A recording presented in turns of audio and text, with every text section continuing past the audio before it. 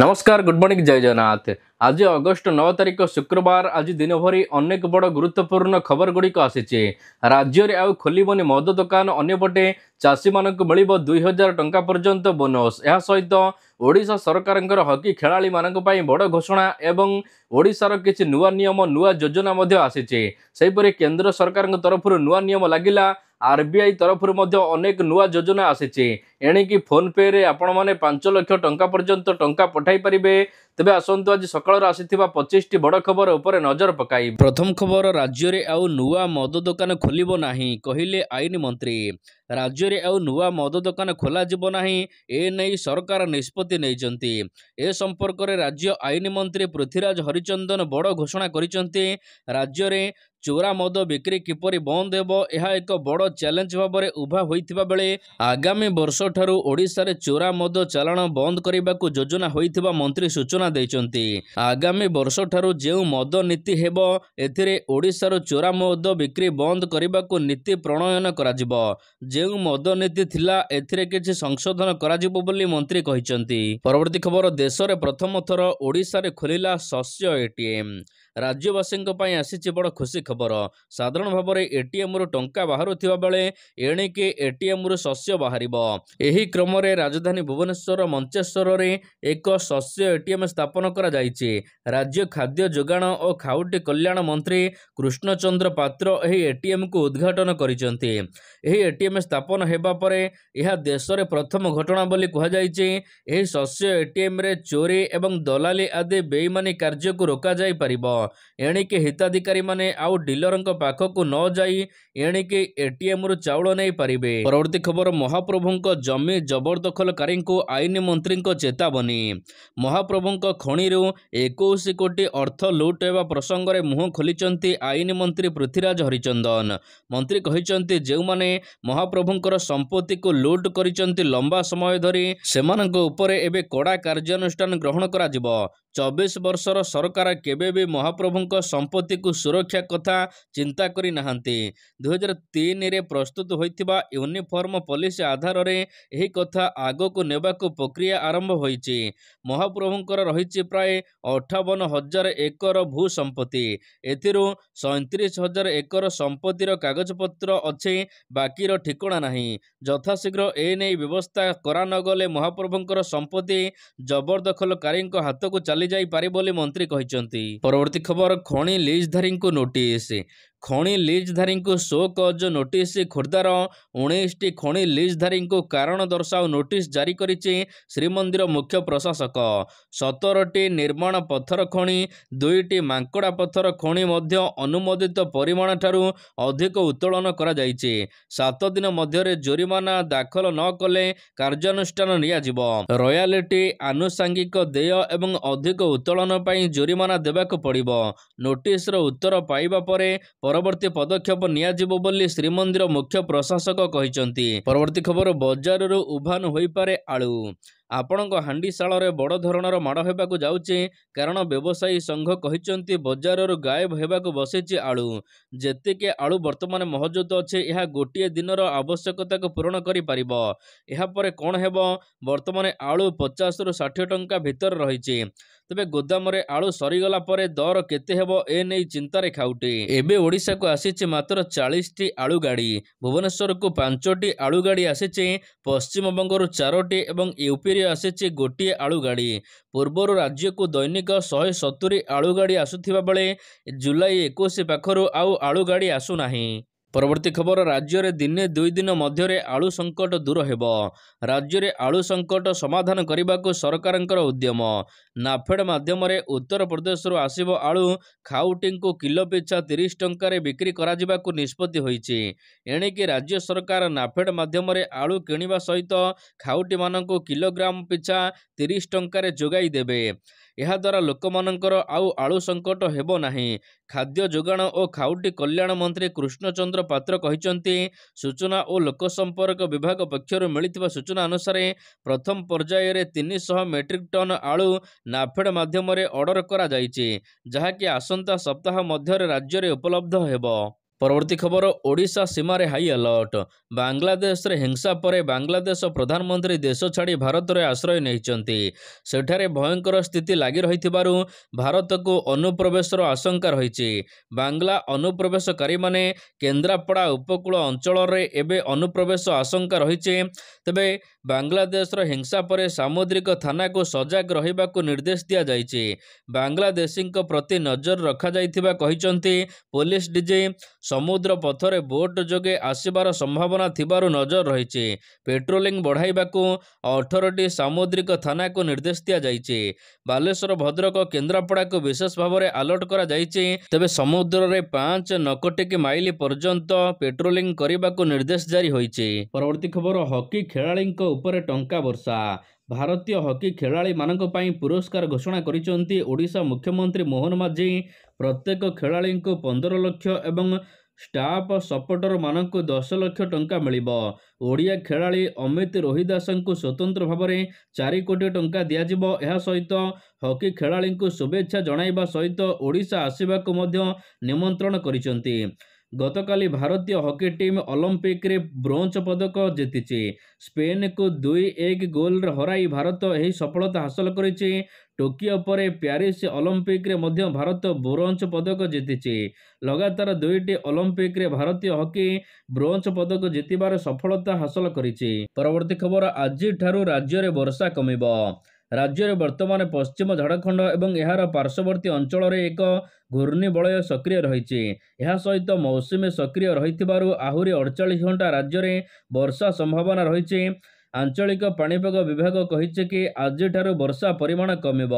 ଆଗାମୀ 5 ଦିନ ଯାଏ ହାଲକାରୁ ମଧ୍ୟମ ଧରଣ ବର୍ଷା ହେବାକୁ ଥିବାବେଳେ 24 ଘଣ୍ଟାରେ କାଁ ଭାଁ କିଛି ସ୍ଥାନରେ ବର୍ଷା ହୋଇପାରେ। ସୁନ୍ଦରଗଡ଼, କୋରାପୁଟ, ନବରଙ୍ଗପୁର, କଳାହାଣ୍ଡି, ବଲାଙ୍ଗୀର, ନୂଆପଡ଼ା, ସମ୍ବଲପୁର, ବରଗଡ଼, ଝାରସୁଗୁଡ଼ା ଏହି 9ଟି ଜିଲ୍ଲାରେ ପ୍ରବଳ ବର୍ଷା ପାଇଁ ୟେଲୋ ୱାର୍ଣ୍ଣିଂ ଜାରି କରିଛି ପାଣିପାଗ ବିଭାଗ। ତେବେ 13 ତାରିଖ ପାଖରୁ ରାଜ୍ୟରେ ପୁଣି ବର୍ଷା ବଢ଼ିବା ନେଇ ପାଣିପାଗ ବିଭାଗ କହିଛି। ପରବର୍ତ୍ତୀ ଖବର ମନ୍ଦିର ବେଢ଼ାକୁ ଛୁଇଁଲା ବନ୍ୟା ପାଣି। ପୁଣି ଥରେ ବଡ଼ମ୍ବାର ଅଧିଷ୍ଠାତ୍ରୀ ଦେବୀ ମା ଭଟ୍ଟାରିକାଙ୍କ ମନ୍ଦିର ବେଢ଼ାକୁ ଛୁଇଁଛି ମହାନଦୀର ଜଳ। ହୀରାକୁଦ ଜଳଭଣ୍ଡାରରେ ଗୋଟିଏ ପରେ ଗୋଟିଏ ଗେଟ୍ ଖୋଲାଯାଉଥିବାରୁ ଲଗାଣ ବର୍ଷା ସହିତ ଏବେ ବେଢ଼ା ମଧ୍ୟରେ ବନ୍ୟା ଜଳ ପ୍ରବେଶ କରିଛି। ମହାନଦୀର ବନ୍ୟା ଜଳ ଯଦିଓ ମାଙ୍କ ମନ୍ଦିର ବେଢ଼ାକୁ ଛୁଇଁଛି, ତେବେ ଉପର ମୁଣ୍ଡରେ ବର୍ଷା ନଥିବାରୁ ଆଉ ବନ୍ୟା ପାଣି ବଢ଼ିବ ନାହିଁ ବୋଲି କୁହାଯାଇଛି। ତେବେ ତହସିଲଦାର ତଥା ଦେବୋତ୍ତର ଅଧିକାରୀ ଶାଶ୍ୱତ ରଞ୍ଜନ ଦାସ ଏନେଇ ସୂଚନା ଦେଇଛନ୍ତି। ଯଦି ମାଙ୍କ ମନ୍ଦିରରେ ବନ୍ୟା ଜଳ ପ୍ରବେଶ କରେ ତେବେ ମାଙ୍କ ମନ୍ଦିର ପାଖରେ ଥିବା ମାଙ୍କର ଚଳନ୍ତି ପ୍ରତିମାକୁ ଅସ୍ଥାୟୀ ଗୃହକୁ ସ୍ଥାନାନ୍ତର କରାଯିବ ବୋଲି ପୂଜକ ସମିତି ପକ୍ଷରୁ କୁହାଯାଇଛି। ପରବର୍ତ୍ତୀ ଖବର ଉପମୁଖ୍ୟମନ୍ତ୍ରୀଙ୍କୁ ହାଇକୋର୍ଟରୁ ନୋଟିସ୍। ଉପମୁଖ୍ୟମନ୍ତ୍ରୀ VK ସିଂହଦେଓଙ୍କୁ ହାଇକୋର୍ଟ ପକ୍ଷରୁ ନୋଟିସ୍ ଜାରି କରାଯାଇଛି। ପରାଜିତ ବିଜେଡି ପ୍ରାର୍ଥୀ ସରୋଜ ମେହେର ଦାଖଲ କରିଥିବା ଅଭିଯୋଗ ଆଧାରରେ ଏହି ନୋଟିସ୍ ଜାରି କରାଯାଇଛି। 30 ଅଗଷ୍ଟ ମଧ୍ୟରେ ଏହାର ଜବାବ ଦେବାକୁ VK ସିଂହଦେଓଙ୍କୁ ହାଇକୋର୍ଟ ପକ୍ଷରୁ ନିର୍ଦ୍ଦେଶ ଜାରି ହୋଇଛି। ଅଗଷ୍ଟ 30 ମଧ୍ୟରେ ମାମଲାର ପରବର୍ତ୍ତୀ ଶୁଣାଣି କରାଯିବ ବୋଲି ମଧ୍ୟ କୋର୍ଟ କହିଛନ୍ତି। VK ସିଂହଦେଓଙ୍କ ନିର୍ବାଚନୀ ସତ୍ୟପାଠରେ ସମ୍ପତ୍ତି ତାଲିକା ଭୁଲ ଦର୍ଶାଯାଇଥିବା ବିଜେଡି ପ୍ରାର୍ଥୀ ସରୋଜ ମେହେର କୋର୍ଟରେ ଅଭିଯୋଗ କରିଛନ୍ତି। ପରବର୍ତ୍ତୀ ଖବର ଦଳ ସଂଗଠନ ପାଇଁ ବିଜେଡିର ବସିଲା ବୈଠକ। ଅସଜଡ଼ା ଘର ସଜାଡ଼ିବାକୁ ବିଜେଡିର ପ୍ରୟାସ ଆରମ୍ଭ। ବସିଲା ସମନ୍ୱୟ କମିଟିର ପ୍ରଥମ ବୈଠକ। ଫୋକସରେ ସଂଗଠନ ସୁଦୃଢ଼ୀକରଣ ସହିତ ଆଗାମୀ କାର୍ଯ୍ୟପନ୍ଥା। 24 ନିର୍ବାଚନ ପରେ ଶଙ୍ଖ ଭବନରେ ପ୍ରଥମ ଥର ପାଇଁ ସମନ୍ୱୟ କମିଟି ବୈଠକ ବସିଛି, ଯେଉଁଠି ଆଗାମୀ ରଣନୀତିକୁ ନେଇ ପ୍ରସ୍ତୁତ ହୋଇଛି ରୋଡ୍ ମ୍ୟାପ୍। କ୍ଷମତା ହାତରୁ ଯିବା ପରେ ସଶକ୍ତ ବିରୋଧୀ ଭୂମିକାରେ ଏବେ ତୃଣମୂଳ ସ୍ତରକୁ ଯାଇ ସରକାରଙ୍କ ସମ୍ପର୍କରେ ଲୋକଙ୍କୁ ବୁଝାଇବାକୁ ରୋଡ୍ ମ୍ୟାପ୍ ପ୍ରସ୍ତୁତ କରାଯାଇଛି। ତେବେ ଦଳର ସଭାପତି ଶ୍ରୀ ନବୀନ ପଟ୍ଟନାୟକ ଆଗାମୀ ଦିନରେ ନଭେମ୍ବର ମାସଠାରୁ ସାରା ରାଜ୍ୟ ଗସ୍ତ କରିବେ ବୋଲି ସୂଚନା ଦିଆଯାଇଛି। ପରବର୍ତ୍ତୀ ଖବର 6.5% ରହିଲା ରେପୋ ରେଟ୍ ଅପରିବର୍ତ୍ତିତ। ଅଗଷ୍ଟ 6 ତାରିଖରେ ଭାରତୀୟ ରିଜର୍ଭ ବ୍ୟାଙ୍କ RBI 6 ଦିନିଆ ମୁଦ୍ରାନୀତି କମିଟି ବୈଠକ ଆରମ୍ଭ ହୋଇଥିଲା। ଏହି ବୈଠକରେ ନିଆଯାଇଥିବା ଗୁରୁତ୍ୱପୂର୍ଣ୍ଣ ନିଷ୍ପତ୍ତି ବାବଦରେ RBI ଗଭର୍ଣ୍ଣର ଶଶିକାନ୍ତ ଦାସ ବିସ୍ତୃତ ଭାବରେ ଘୋଷଣା କରିଛନ୍ତି। କ୍ରମାଗତ ଭାବରେ ନବମ ଥର ପାଇଁ ରେପୋ ରେଟ୍ 6.5%ରେ ଅପରିବର୍ତ୍ତିତ ରଖାଯାଇଛି। ପରବର୍ତ୍ତୀ ଖବର पेमेंट लिमिट बढ़ाइब आरबीआई। यूपीआई माध्यम एणिकी एकाथरके 5 लाख टंका पर्यंत पेमेंट करिपारिबे। पूर्वरु एही सीमा मात्र 1 लाख टंका थिला, तेबे एहाकु वृद्धि करा जायछि। एनै गुरुवार दिन आरबीआई रो मुद्रानीति बैठक परे गवर्नर शशिकांत दास एनै सूचना दैछन्ति। एहा सहित चेक क्लियरांसर किछि घंटा मध्यरे अनुमोदन कराजियो बोली से कहिसन्ति। बैठक समय पुराणा घर ऋण उपरे अधिक सुध आदाय उपरे बैंक चिंता प्रकट करिছে। बजेट 2024 आसिबा परे अनुष्ठित होइथिबा प्रथम मुद्रानीति कमिटी बैठक रे रेपो रेट अपरिवर्तित रखा जायछि। परवर्ती खबर, कृषक मानक मिलिबो 2000 टंका पर्यंत बोनस। वर्षा कम हेतु हरियाणा सरकार चाषी मानक पई एकर पिछा 2000 टंका बोनस देबाकू निष्पत्ति नैचंती। समस्त खरीफ फसल उपरे एही बोनस दिया जिवो। कृषक मानकू अगस्त 15 तारिख सुधा मेरी फसल एवं मेरा बौरा पोर्टाल रे पंजीकरण करिबाकू पड़िबो। एहा व्यतीत केनाल जलसेचन शुल्क बकेया अर्थ छाड़ करिबाकू मुख्यमंत्री घोषणा करिसंती। राज्य रे कम वृष्टिपात को दृष्टि रखी खरीफ फसल पाई चाषी को एकर पिछा 2000 टंका बोनस प्रदान करिवे हरियाणा सरकार। परवर्ती खबर, भंगाजीव 3 महला बेआईन बिल्डिंग। नियम उल्लंघन करी ओडिशा रे रेरार दृष्टांतमूलक कार्यानुष्ठान। एभस बिल्डकन उपरे 90 लाख टंकार जोरिमाना लागिचे। एहा सहित भंगाजीव पुरी शिवसरु बाले रे निर्माणाधीन सी सरोज अपार्टमेंट रो बेआईन भाव निर्मित 8म 9म एवं 10म महला। ओरा पक्षर जारी करा जायथिबा निर्देशनामा अनुसार पुरी शिवसरु बाल रे 249 यूनिट विशिष्ट 7 महला बिल्डिंग तैयारी पई अनुमति मिलिछि। मात्र एठारे अधिक 3 महला बिल्डिंग माने 10 महला बिल्डिंग निर्माण करा जायछि। एथिपई 3 महला ऊपर को भंगा जीव। परवर्ती खबर, जीवन बीमा एवं स्वास्थ्य बीमा ऊपर हटिबो जीएसटी। केंद्र मंत्री नीतीश गडकरी चिठी लेखिबा परे केंद्र सरकार बड़ पदक्षेप ग्रहण करिबाकू जाउचंती। जीवन बीमा एवं स्वास्थ्य बीमा प्रीमियम ऊपर 18% द्रव्य एवं सेवा कर जीएसटी हटिबो। एनै केंद्र अर्थमंत्री निर्मला सीतारमण एक बड़ घोषणा करिसंती। जीवन एवं स्वास्थ्य बीमा ऊपर 18% जीएसटी हटि पारे बोली अर्थमंत्री कहिसंती। श्री गडकरी अर्थमंत्री को चिठी लिखिबा परे एही प्रसंग को नै संसद रे चर्चा होइतिला। एबे अर्थमंत्री एही प्रसंग को नै बयान जारी करिसंती। परवर्ती खबर, अधिक सब्सिडी पठाइबे मोदी। घर तैयारी करने को चाहूथिबा लोकमानक पई आसीछि बड़ खुशी खबर। केंद्रर मोदी सरकार प्रधानमंत्री आवास योजना रे एबे बढ़िबो सब्सिडी टंका। एही योजनार द्वितीय पर्याय को नहीं गत बजेट रे घोषणा होइछि। एणिके पूर्व अपेक्षा अधिक सब्सिडी देबाकू घोषणा करिसंती मोदी सरकार। तेबे दिल्ली, एनसीआर बा अन्य कोनसे सहर रे घर तैयारी करने को चाहूथिबा लोक माने एही योजनार फायदा उठाई पारिबे। आवास योजना 2.0 अधीन रे सहरर गरीब एवं मिडिल क्लास लोकमानक पई 10 लाख टंकारे 1 कोटी घर निर्माण करने को टार्गेट रही। एथिरे केंद्रर सहायता 2.20 लाख कोटी टंका खर्च हेबो। एहा व्यतीत ग्रामीण इलाकार 2 कोटी अतिरिक्त घर उपलब्ध कराइबा को योजना करा जाउची। परवर्ती खबर, मात्र किछि घंटा मध्यरे हेबो आपनकर check clear. Reserve bank monetary policy committee बैठक रे आरबीआई गवर्नर शशिकांत दास एक बड़ घोषणा करिसंती। से कहिसंती चेक क्लियरेंस पई आउ 2 दिन समय लागिबो नाही। एणिके चेक मात्र किछि घंटा मध्यरे क्लियर होइजियो बोली से घोषणा करिसंती। जाहाको एबे साधारण जनतांक ठारू आरंभ करी व्यवसायी वर्ग पर्यंत समस्तंक लागि आरबीआई एक उपहार देइछि बोली कुहा जाउछि। परवर्ती खबर, भारतीयंक भिसा आवेदन बंद। हिंसा प्रभावित बांग्लादेशर समस्त भारतीय भिसा आवेदन को केंद्र सरकार परवर्ती नोटिस पर्यंत बंद कर देइछंती। चलित सप्ताह आरंभ रे व्यापक विरोध हेतु शेख हसीना प्रधानमंत्री पद जिबा परे भारत रे से शरण नैचंती। एबे बांग्लादेश रे एथिपाई प्रबल हिंसा देखिबाकू मिलुछि।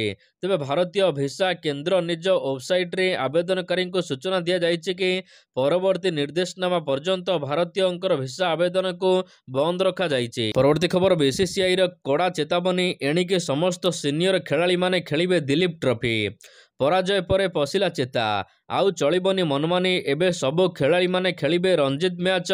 ଏଣିକି ସେପ୍ଟେମ୍ବର ମାସରେ ହେବାକୁ ଥିବା ଦିଲ୍ଲୀପ ଟ୍ରଫିରେ ସମସ୍ତ ବରିଷ୍ଠ ଏବଂ ଜୁନିୟର ଖେଳାଳିଙ୍କୁ ଖେଳିବାକୁ ନିର୍ଦ୍ଦେଶ ଦେଇଛି ଭାରତୀୟ cricket control board BCCI। ଶ୍ରୀଲଙ୍କାଠାରୁ T20 series ଜିତିଥିଲା ଭାରତୀୟ ଟିମ୍।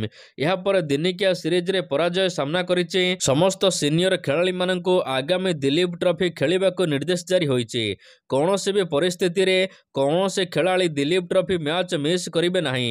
ସମସ୍ତଙ୍କୁ ଆଗାମୀ ଦିଲ୍ଲୀପ ଟ୍ରଫି ସିଜନରେ ଖେଳିବାକୁ ପଡ଼ିବ। ପରବର୍ତ୍ତୀ ଖବର, ଭାରତ ଆୟୋଜନ କରିବ T20 ବିଶ୍ୱକପ୍। ବାଂଲାଦେଶରେ ଜଟିଳ ପରିସ୍ଥିତି ହିଂସା ପରେ ଏବେ ଭାରତରେ ମଧ୍ୟ ହେବ T20 ବିଶ୍ୱକପ୍। T20 ବିଶ୍ୱକପ୍ ଏବେ ଶ୍ରୀଲଙ୍କାରେ ଆଶଙ୍କା ଦେଖାଦେଇଛି। BCCIର ସୂଚନା ଅନୁସାରେ ଆସନ୍ତା ଅକ୍ଟୋବର ମାସରେ ବାଂଲାଦେଶରେ ଏହି ଟୁର୍ଣ୍ଣାମେଣ୍ଟ ଆୟୋଜନ କରିବାକୁ ଥିଲା। କିନ୍ତୁ ବର୍ତ୍ତମାନ ବାଂଲାଦେଶର ପରିସ୍ଥିତି ଉପରେ ଆଶଙ୍କା ସୃଷ୍ଟି ହୋଇଛି।